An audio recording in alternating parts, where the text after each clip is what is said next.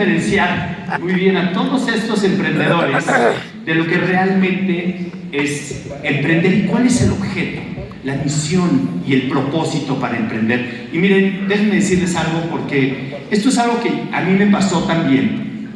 Cuando empiezas a emprender, piensas, voy a emprender para poder tener libertad, ¿no? Y dices, voy a ser jefe y voy a estar tranquilo y voy a ser libre.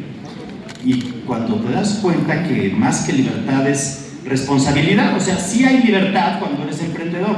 Y les voy a enumerar algunas de las libertades, a ver si alguien de ustedes se identifica con esto, ¿no? Cuando eres emprendedor, tienes la libertad de quedarte sin dormir porque no tienes para pagar el aguinaldo y las quincenas, ¿no? ¿A quién le ha pasado? Levante la mano por ahí, ¿a quién tuvo problemas para las quincenas? Exactamente. Y después también tienes la libertad de dormir 2 o 3 horas al día porque estás entregando pedidos, o sea, eres libre de dormir 2 o 3 horas al día. Esa libertad es muy simpática cuando se platica, porque hay que entender muy bien las causas del emprendimiento. Y primero, lo que veo mucho, me da mucho gusto, es que veo muchas mujeres. Por favor, levanten la mano todas las mujeres que veo que son emprendedoras. Levanten la mano, por favor. ¡Wow! Es impresionante la cantidad de mujeres emprendedoras. Un aplauso para las mujeres emprendedoras, porque déjenme decirles una cosa.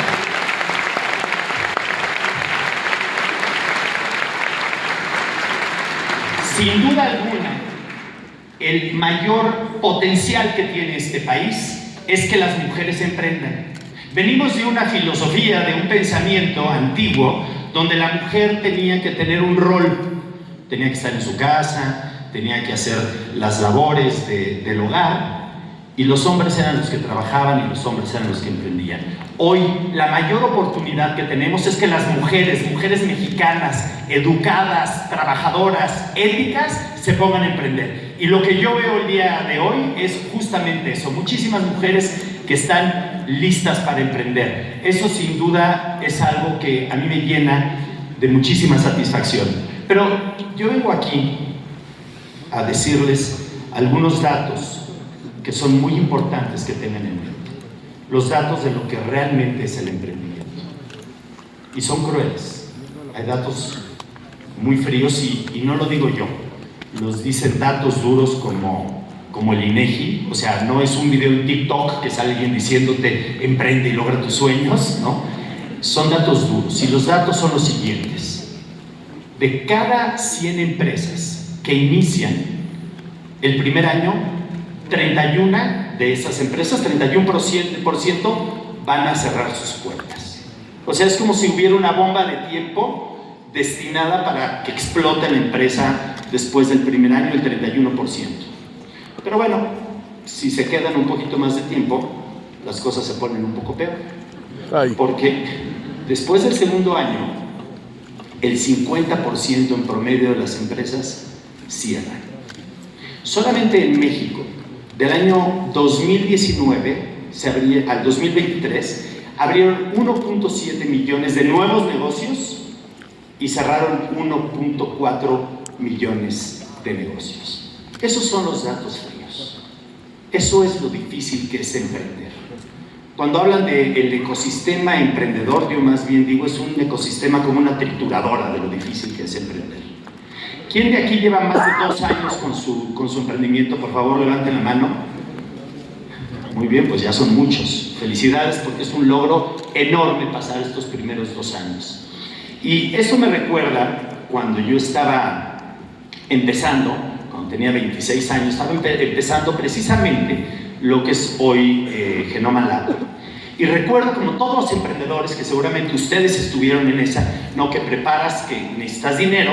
Entonces yo hice mi pitch, me preparé, ¿no? Tenía muy claro cómo lo que se tenía que hacer en la industria farmacéutica, las formulaciones, los estudios clínicos para los productos cosméticos, y de forma muy entusiasta fui a ver a varios grupos. Y a uno de los grupos que fui a ver, un grupo de México muy importante, para que fueran a hacer la inversión, hago mi presentación y me quedo, bueno, feliz. Terminándola dije, no, la practiqué, creo que me la creyeron, ¿no? Y bueno, de ahí termina la presentación y una de las personas que estaba me dice, ¿te puedes salir un momento? Dije, sí, me salgo. Me llaman de regreso y me hacen una propuesta que me dejó helado. Saliendo de ahí, me acuerdo que en ese entonces no tenía coche y le había pedido a mi novia de aquel entonces su coche prestado, y le llamo por teléfono y le platico la propuesta que me hicieron. Bueno, cuando llego a dejarle su coche, estaba feliz. Me había abierto una botella de champaña, le había llamado amigos, bueno, había música, estaba haciendo fiesta, todo lo que da para celebrar. Cuando llego y le digo que había decidido y había cambiado mi mentalidad de cuando le llamé y había decidido no aceptar la oferta, ella se puso muy triste, porque pues yo no tenía dinero y ella en ese entonces pues tenía planes de, pues como para cuándo nos vamos a casar, ¿no? Y no veía mucho futuro, entonces se puso bastante triste. Y es que la oferta que me hicieron no fue una oferta para invertir en mi negocio, fue una oferta para contratarme a mí en un personal.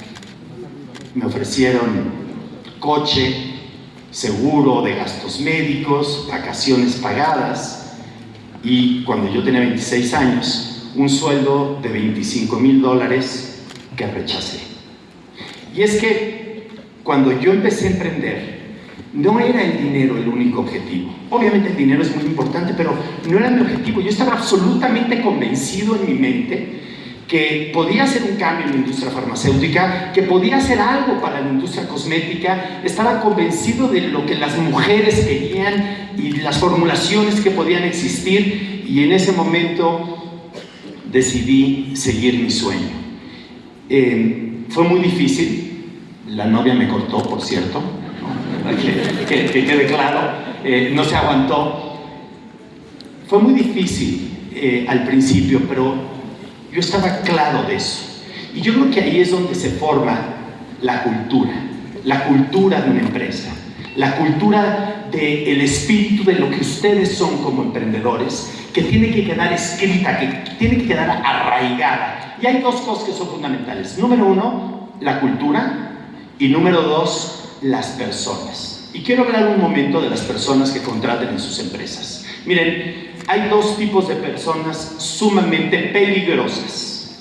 La primera es las personas que son malas, pero malas de corazón. Personas envidiosas, personas que solamente buscan su beneficio personal, personas que no les importa cómo tratan a las demás, a sus colaboradores. Por favor, mucho ojo con esas personas que tratan mal a las otras personas porque tienen un puesto de poder. Son peligrosísimas. Y además, esas personas que ponen sus intereses personales por arriba de las empresas.